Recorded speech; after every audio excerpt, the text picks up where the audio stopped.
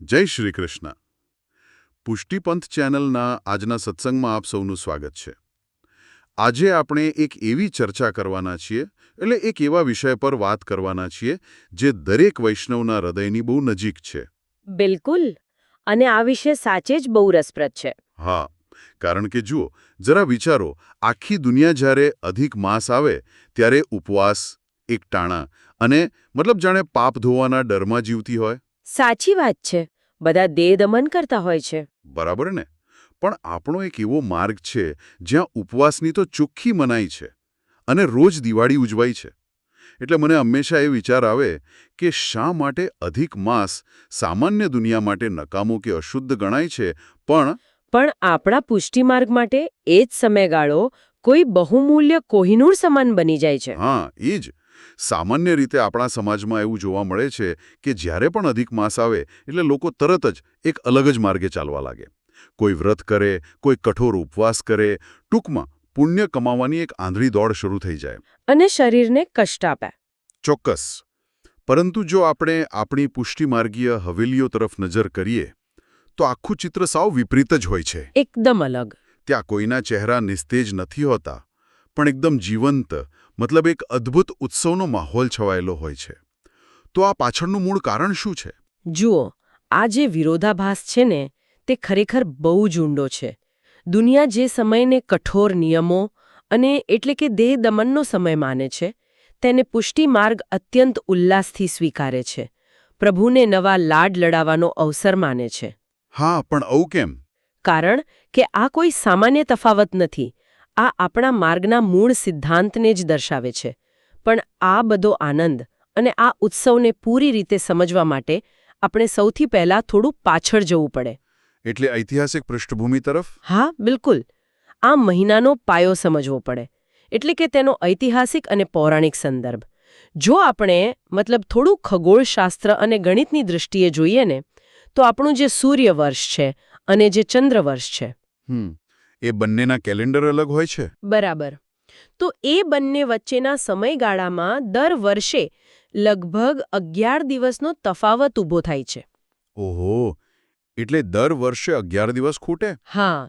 હવે આ તફાવતને સરભર કરવા માટે, એટલે કે સૂર્ય અને ચંદ્રના કેલેન્ડરનો મેળ વિસાડવા માટે, દર 3 વર્ષે એક વધારાનો મહિનો ઉમેરવામાં આવે છે. બરાબર. અને બસ આ જે વધારાનો મહિનો છે તે જ આપણો અધિક માસ. એટલે કે આખી રચના મૂળ તો એકદમ વૈજ્ઞાનિક અને ખગોળીય ગણિત પર આધારિત છે. બિલકુલ. સૂર્ય અને ચંદ્રની ગતિને સંતુલિત રાખવાની એક વ્યવસ્થા છે. પણ તો પછી મારો પ્રશ્ન એ છે કે એક સામાન્ય ખગોળીય ઘટના સાથે આ પૌરાણિક કથા કેવી રીતે જોડાઈ ગઈ? અને શા માટે દુનિયાએ આ મહિનાને મલમાસ કહી દીધો? અશુદ્ધ મહિનો શા માટે? બહુ સરસ પ્રશ્ન છે. એ સમજવા માટે આપણે મનુષ્યના સ્વભાવ અને એટલે કે આપણા સમાજની માનસિકતાને સમજવી પડશે. આપણી પૌરાણિક માન્યતા મુજબ વર્ષના જે નિયમિત 12 મહિનાઓ છે ને, કારતકથી લઈને આસો સુધીના, હા, તે દરેક મહિનાના પોતાના એક અલગ દેવતા છે. દરેક મહિનાનો કોઈ ને કોઈ સ્વામી નક્કી કરવામાં આવ્યો છે. બરાબર. પરંતુ આ જે વધારાનો મહિનો છે, જે દર 3 વર્ષે પ્રગટ થાય છે, તેનો કોઈ જ સ્વામી ન હતો. અચ્છા. કોઈ ગ્રહ કે કોઈ દેવતાએ આ મહિનાનો સ્વીકાર કર્યો ન હતો. એટલે આમ જોવા જઈએ તો આ મહિનો બિલકુલ અનાથ હતો. કોઈ એનો ધણી ધોરી નહીં એમ. સાચી વાત. હવે સંસારનો નિયમ શું છે? મનુષ્યનો સ્વભાવ બહુ જ વ્યાવહારિક અને ગણતરીબાજ હોય છે. જ્યાંથી કોઈ સ્વાર્થ પૂરો ન થતો, અથવા જ્યાં કોઈ ફાયદો ન દેખાતો હોય, હા, તેને સંસાર ક્યારેય સ્વીકારતો નથી. અરે બાપરે, આ બહુ મોટી વાત કહી તમે.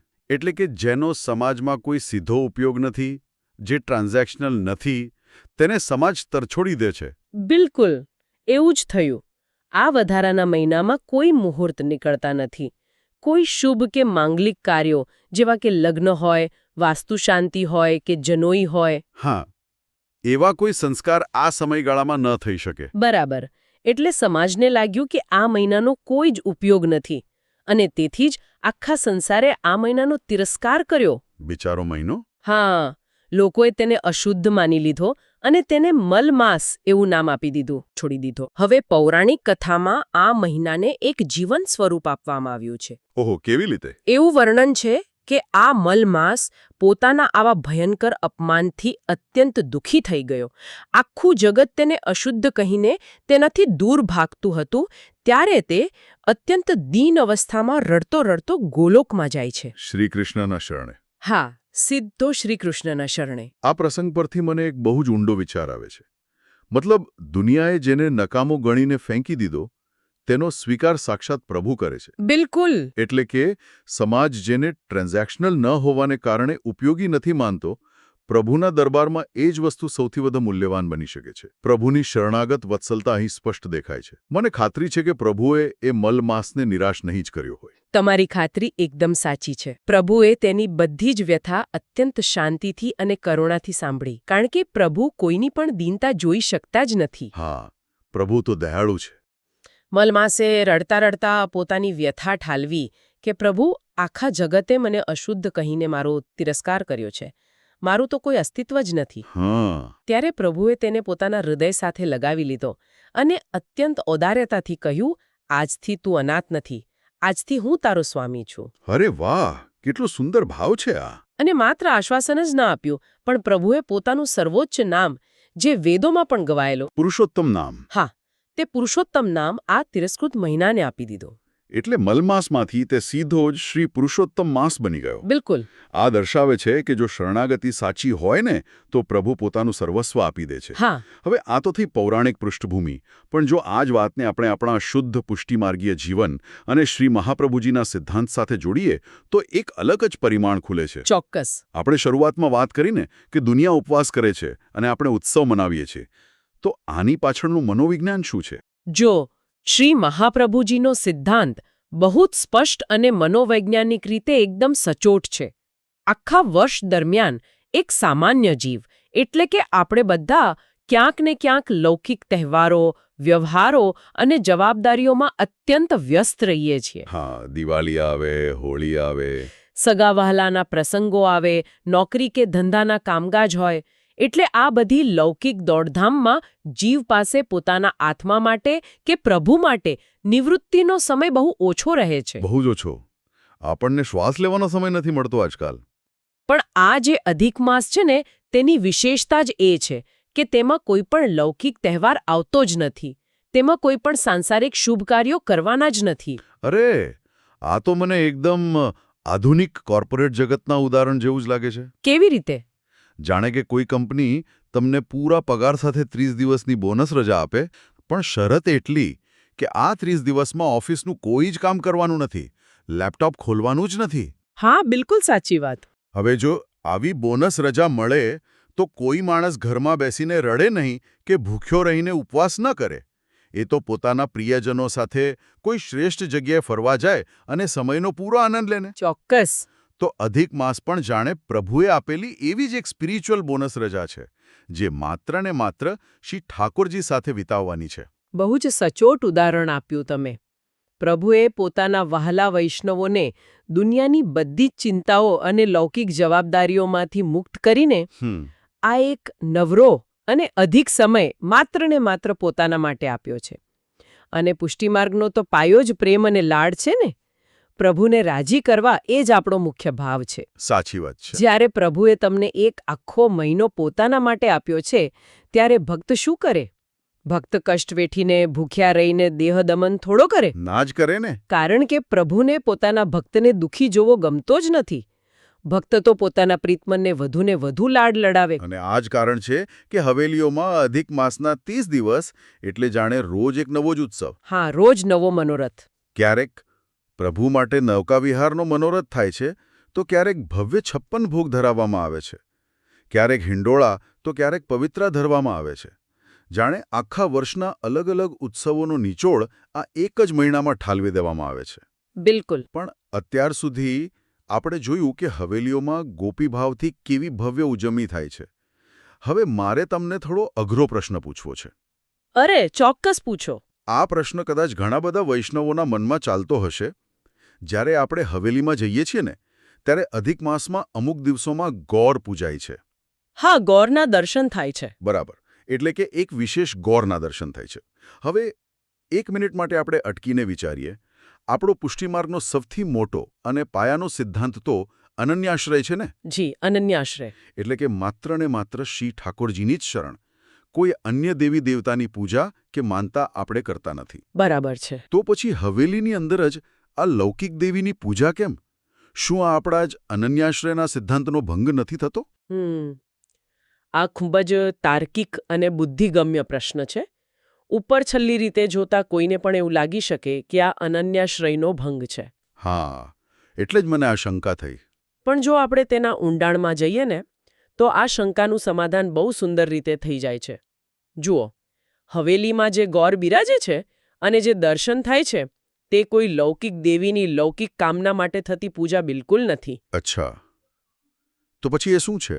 તે સાક્ષાત શ્રી કાત્યાયની માતાનું સ્વરૂપ છે અને તેની પાછળ એક અત્યંત શુદ્ધ વ્રજલીલાનો ભાવ રહેલો છે. શ્રી કાત્યાયની માતા એટલે કે શ્રીમદ ભાગવતમાં જે ચીરહરણ લીલા પહેલાનો પ્રસંગ આવે છે તે જ ને? બરાબર, એ જ. જો આપણે શ્રીમદ ભાગવતના દશમ સ્કંધનું સ્મરણ કરીએ તો આપણને યાદ આવશે કે વ્રજની કુમારિકાઓએ એટલે કે ગોપીઓએ શિયાળાના પ્રથમ મહિનામાં કાત્યાયની માતાનું વ્રત કર્યું હતું. હા, માગશર મહિનામાં કદાચ. જી, પણ અગત્યની વાત એ છે કે ગોપીઓએ આ આરાધના શા માટે કરી હતી? તેમનો ઉદ્દેશ્ય કોઈ સાંસારિક સુખ, ધન, સંપત્તિ કે કોઈ લૌકિક પતિ માંગવાનો ન હતો. એટલે કે તેમની પૂજા ટ્રાન્ઝેક્શનલ નથી. તેમને બદલામાં કોઈ ભૌતિક વસ્તુ જોઈતી ન હતી.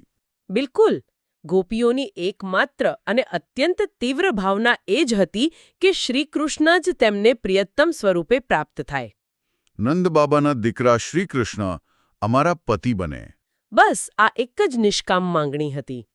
એમનો ભાવ એકદમ શુદ્ધ અને માત્ર પ્રભુને પામવા પૂરતો જ સીમિત હતો. અને આને જ આપણે ગોપી ભાવ કહીએ છીએ. અદ્ભુત. હવેલીમાં અધિક માસ દરમિયાન જે ગોર દર્શન થાય છે ને તે આ જ શુદ્ધ વ્રજભાવનું પ્રતીક છે. ઓહો, એટલે આ એ જ ભાવની સ્મૃતિ છે. હા, આ કોઈ લૌકિક કામના પૂરી કરવા માટેનું વ્રત નથી, પણ આપણે વૈષ્ણવો તરીકે એ જ ગોપી ભાવને હૃદયમાં ધારણ કરીને એ જ ભાવના કરવાની છે કે અમારા હૃદયમાં પણ શ્રી ઠાકોરજી પ્રત્યે એવી જ અનન્ય પ્રીતિ જાગૃત થાય. શું વાત છે! આ ખુલાસાથી આખી વાત એકદમ સ્પષ્ટ થઈ ગઈ. એટલે કે આ પૂજા અનન્યાશ્રયનો ભંગ જરાય નથી, પણ અનન્યાશ્રયને વધુ દ્રઢ કરવાનું એક સુંદર માધ્યમ છે. સાચી વાત. આપણે કાત્યાયની માતા પાસે એ જ માંગવાનું છે કે આપણને ઠાકોરજી સિવાય બીજું કંઈ જ ન જોઈએ. બિલકુલ. આ ઉપરાંત મેં એવું પણ સાંભળ્યું છે કે આ માસ દરમિયાન હવેલીઓમાં વિશેષ ગોવર્ધન સ્વરૂપ પણ પધરાવવામાં આવે છે. હા, પધરાવાય છે. તો ગોવર્ધન લીલાને આટલું બધું મહત્વ કેમ આપવામાં આવે છે? કારણ કે શ્રી ગોવર્ધનનાથજી એ સાક્ષાત પ્રભુનું જ સ્વરૂપ છે અને તે હરિદાસ વર્ય પણ છે. હરિદાસ વર્ય એટલે ભક્તોમાં શ્રેષ્ઠ, બરાબર? હા, ભક્તોમાં શ્રેષ્ઠ. અધિક માસના આ સમયગાળામાં હવેલીઓમાં પ્રભુ સન્મુખ નિયમિત રીતે ભગવદ વાર્તા એટલે કે સત્સંગ થાય છે. શ્રી ગિરિરાજજીના સાનિધ્યમાં બેસીને પ્રભુની લીલાઓનું ગાન અને શ્રવણ કરવું એ માત્ર એક પરંપરા નથી, પણ તેની પાછળ એક બહુ મોટું મનોવિજ્ઞાન છે. એટલે આજના આ દોડધામવાળા સમયમાં જ્યાં માણસનું ધ્યાન દર 5 સેકન્ડે મોબાઈલ સ્ક્રીન પર ભટકતું હોય છે, ત્યાં આ સત્સંગ મન પર કેવી રીતે અસર કરે છે? એ જ તો આ સત્સંગનું સૌથી મોટું ફળ છે. આપણું મન આખો દિવસ સંસારમાં, માયામાં અને લૌકિક સ્પર્ધાઓમાં ભટકતું હોય છે. સાચી વાત, ક્યાંય શાંતિ નથી. પણ જ્યારે તમે સત્સંગમાં બેસો છો ને ત્યારે ભટકતું મન શાંત થાય છે. ભગવદ વાર્તા એ મનને એકાગ્ર કરવા માટે અને તેને પ્રભુના શ્રીચરણોમાં સ્થિર કરવા માટેનો એક અક્ષીર ઉપાય છે. બરાબર છે. આ બધી તો હવે હવેલીના અલૌકિક ક્રમ અને મોટા મનોરથોની વાતો થઈ. પણ હવે મને એક બહુ પ્રેક્ટિકલ પ્રશ્ન થાય છે.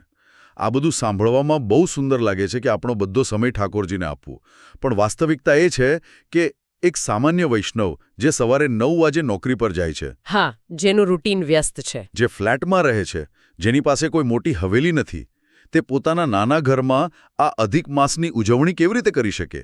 તેના માટે આ અધિક સમયનો ખરેખર અર્થ શું છે અને તેણે ઘરમાં શું ક્રમ લેવો જોઈએ? આ ખૂબ જ વ્યવહારિક અને ઉપયોગી પ્રશ્ન પૂછ્યો તમે.